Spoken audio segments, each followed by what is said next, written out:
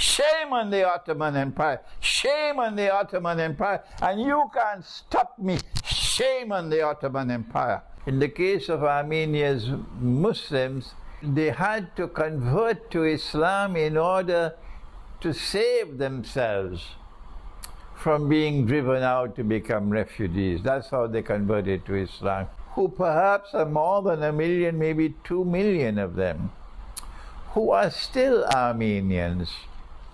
And no Turkish Muslim and no Ottoman Muslim dares to declare otherwise.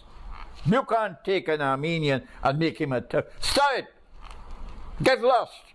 They are still Armenians. And I'll shout in your faces to tell you, they're still Armenians. You can't rob them of their Armenian dignity and identity. We'll fight fire with fire. They are still Armenians. And I am recording this video to tell them you should be proud of being Armenians. Yes, he's a Pakistani Muslim. He's an Egyptian Muslim. He's an Algerian Muslim. Why can't you be an Armenian Muslim? Who can tell you you're not an Armenian Muslim? The time has come to fight fire with fire and tell these racist people you can't change a people's identity.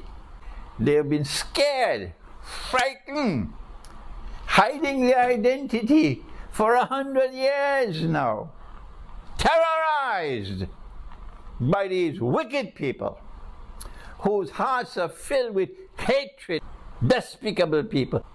The time has come for you to declare your Armenian identity. You are Armenians. Yes, you are Muslims, but you are Armenians. The law of the Republic of Turkey is not the absolute truth. The absolute truth is in the Quran. The nastiness of a people who want to convert people by force to Islam and say they are Muslims. That's what the Ottoman Empire did. Shame on the Ottoman Empire. Shame on the Ottoman Empire. And you can't stop me. Shame on the Ottoman Empire for forcing these people to become Muslims. Thank Allah that I have the freedom to speak these words today before Allah calls me away from this world.